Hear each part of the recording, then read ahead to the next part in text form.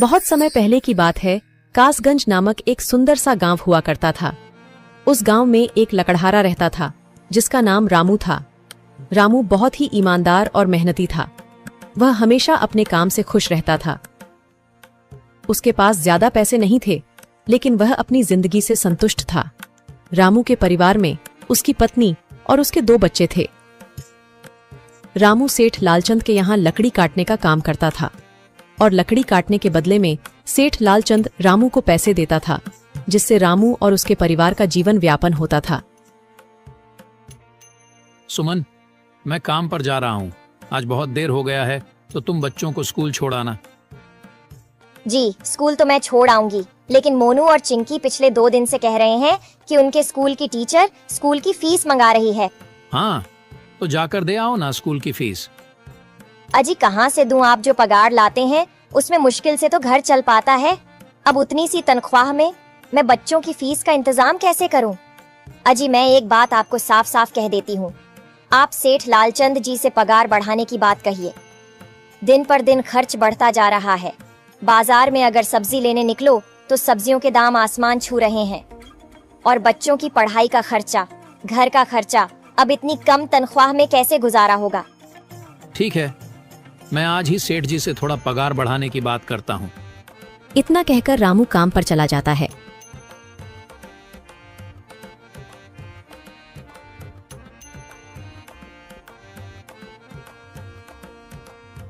अरे भाई, आज तो पगार का दिन है।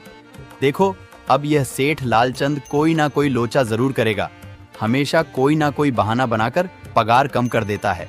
और अगली बार तो मेरी आधी पगार काट ली थी, यह कहकर कि जो मैंने लालचंद जी से 200 रुपए उधार लिए थे, उसका ब्याज बढ़कर 1000 रुपए हो गया है। इसलिए मैं तुम्हारी पगार में से 1000 रुपए काट रहा हूँ। हाँ हरिया भाई, तुम एकदम ठीक कह रहे हो। ये सेठ लालचंद ना एक नंबर का चालाक और लालची इंसान है। एक तो दुगुना काम ले लेता है और बदले में पैसे भी पूरे नहीं देता। हाँ भाई, मेरे भी अगली बार सेठ लालचंद ने पगार काट लिए थे। मैंने बस 2 छुट्टी ली थी जब मेरी बिटिया बहुत बीमार थी, और इस लालचंद ने इस बात का फायदा उठाकर मेरी पूरी आधी पगार काट ली। हे भगवान, बस सेठ जी, इस बार मेरी पूरी पगार दे दें। बच्चों के स्कूल की फीस भी भरनी है। ऐसे सभी लकड़हारे अपने काम पर लग जाते हैं। काम करने के बाद सेठ लालचंद के पास जाते हैं। सेठ जी, महीना पूरा हो गया है, हमें हमारी तनख्वाह दे दीजिए। देखो भाइयों, अभी मेरे पास तुम्हें देने के लिए पैसे नहीं है। अभी माल नहीं बिका है, सारा माल गोदाम में ही पड़ा हुआ है। कल या परसों तक तुम्हें तुम्हारी तनख्वाह मिल जाएगी। पर सेठ जी, अभी हमारे पास बिल्कुल पैसे नहीं बचे हैं। घर का भी सामान लाना है, बच्चों की फीस भरनी है। अरे मैंने कहा तो सही, 1-2 दिन और रुक जाओ, कल या परसों तक पैसे मिल जाएंगे। अभी मेरे पास पैसे नहीं है। सभी लकड़हारे निराश मन से अपने अपने घर आ जाते हैं। अजी क्या हुआ? इस बार कितना पगार मिला है? सुमन, अभी कोई पगार नहीं मिला। सेठ जी ने कहा है कि 1-2 दिन में पगार मिल जाएगा। पगार नहीं मिला? आपको तो पता है ना, बच्चों की फीस भरनी है। इनकी स्कूल टीचर ने आज साफ साफ चेतावनी दे दी है कि अगर कल फीस नहीं लाई तो बच्चों को घर पर ही बिठा लेना। अब बताओ मैं क्या करूं? मैं क्या करूं सुमन, यह सेठ जी समय पर कभी पैसे देते ही नहीं है। अब तो बस हम इंतजार के सिवा और कुछ नहीं कर सकते। 1-2 दिन की बात है, देख लेते हैं। ऐसे ही 2 दिन गुजर जाते हैं। 2 दिन बाद सेठ लालचंद सबको पगार देता है। अरे हरिया, ये ले अपनी इस महीने की पगार। सेठ जी, यह तो बस 2000 है। मैंने तो इस महीने 3000 तक का काम किया है। हाँ, काम तो किया है, लेकिन तूने 1-1 घंटे आराम भी तो किया है। ये पैसे उसी आराम के कांटे हैं। पर सेठ जी, आपने तो कहा था 8 घंटे काम के महीने में 3000 मिलेंगे, और मैंने तो 8 घंटे काम किया और 1 घंटे आराम। देख हरिया, मुझे ज्यादा हिसाब किताब ना समझा। ये 2000 रख, अगर चाहिए तो, और अगर नहीं चाहिए तो कहीं और काम ढूंढ ले। बेचारे हरिया के पास उन पैसे को लेने के सिवाय और कोई रास्ता नहीं था। हरिया चुपचाप वह पैसे रख लेता है। रामू, ये लो तुम्हारे 2500 रुपए। पर सेठ जी, 2500 क्यों? मेरे तो पूरे 3000 बनते हैं ना। मैंने तो कोई छुट्टी भी नहीं की और ना ही कोई आराम। मैंने तो अपना सारा काम समय पर किया है। हाँ, समय पर तो किया है, पर इस समय बाजार में लकड़ियों का दाम काफी सस्ता हो गया है। इस वजह से अभी तुम्हें भी पगार कम ही मिलेगी जब तक लकड़ियों का दाम नहीं बढ़ता। पर सेठ जी, बात तो 3,000 की हुई थी ना, अब 2,500 में मैं कैसे घर चलाऊंगा? बच्चों की स्कूल की फीस भी भरनी है सेठ जी। इस बार आप पूरे पैसे दे दीजिए। 2,500 ही मिलेंगे तुझे। यहाँ काम करना है तो कर, वरना कहीं और काम ढूंढ ले। बेचारे हरिया के पास उन पैसे को लेने की सिवाय और कोई रास्ता नहीं था।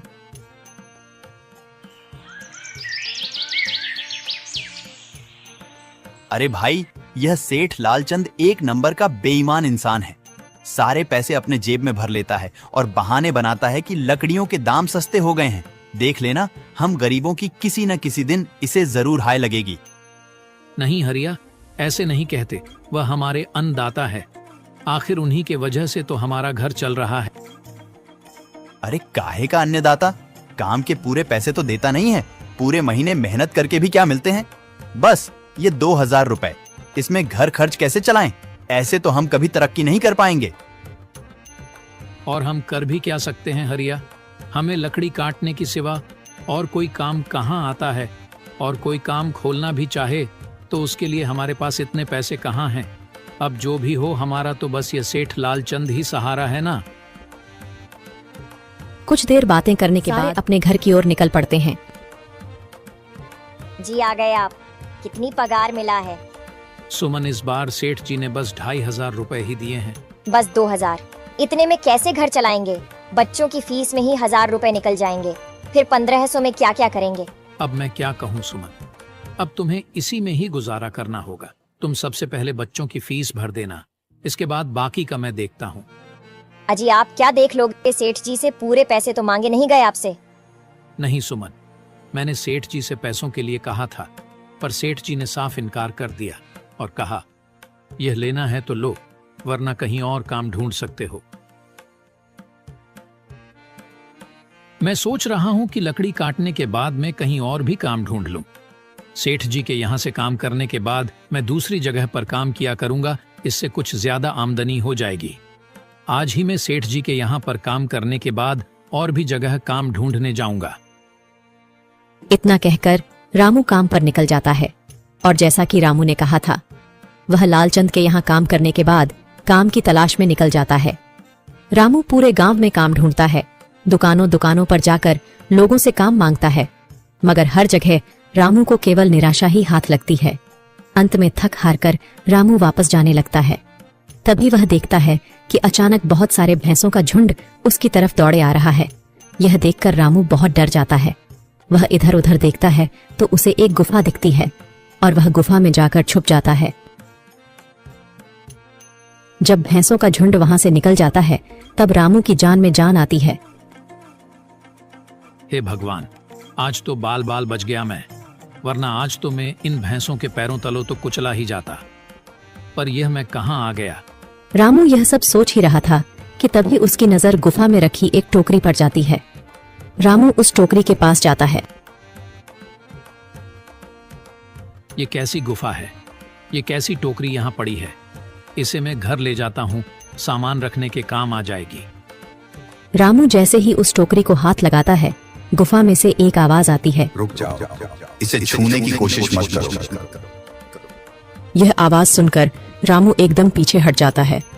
तभी गुफा में एक जिन्न प्रकट हो जाता है और वह रामू से कहता है, कौन हो तुम और मेरी गुफा में क्या कर रहे हो? मुझे माफ करना, आप जो भी हो। कुछ भैंसों का झुंड मेरे पीछे पड़ गया था और उनसे बचने के लिए मैं इस गुफा में आकर छिप गया और फिर मेरी नजर इस टोकरी पर गई। माफ कीजिए, मुझे लगा यहाँ कोई नहीं है तो यह टोकरी किसी की नहीं होगी, इसलिए मैंने इसे छुआ। रामू, तुम्हें डरने की जरूरत नहीं है। मैं तुम्हारे बारे में सब जानता हूं। मेरी नजर एक बार भी जिस पर पड़ जाती है, मैं उसका इतिहास अपनी खुली आंखों से देख सकता हूं। पर आप है कौन और आप इतने विचित्र क्यों दिखाई पड़ रहे हैं? आप अपना परिचय दीजिए, कौन है आप? मैं एक जिन हूं और मैं कई सालों से इस गुफा की रक्षा कर रहा हूं। यह गुफा मेरे पूर्वजों की है। इस गुफा में केवल वही इंसान घुस सकता है जिसका मन बिल्कुल पवित्र हो। अगर तुम अपवित्र होते तो तुम इस गुफा में कभी नहीं घुस पाते। तुम एक सच्चे इंसान हो, इसलिए तुम इस गुफा में घुस पाए और इस टोकरी को छू पाए। अब तुमने इस टोकरी को छुआ है तो यह टोकरी तुम्हारी हुई। नहीं, मुझे ये टोकरी नहीं चाहिए, मैं तो बस देख रहा था। डरो मत रामू, तुम ये टोकरी ले जाओ। ये कोई साधारण टोकरी नहीं है, बल्कि यह जादुई टोकरी है। जादुई टोकरी? क्या यह वही जादुई टोकरी है जिसके बारे में हमारी दादी कहानी सुनाई करती थी कि किसी गांव में एक जादुई टोकरी हुआ करती थी और वह सबकी इच्छाएं पूरी करती थी? हाँ रामू, ये वही जादुई टोकरी है। अब तुम इस टोकरी के मालिक हो। तुम इसके इस्तेमाल से अपनी स्थिति सुधार सकते हो, पर याद रखना, तुम जो भी वस्तु इस टोकरी में एक बार डालोगे, वह चीज ही तुम्हें बार बार इस टोकरी में डालनी होगी। इसके अलावा तुम और दूसरी कोई चीज इस टोकरी में नहीं डाल सकते। अगर तुमने ऐसा किया तो इसका परिणाम तुम्हें ही भुगतना होगा।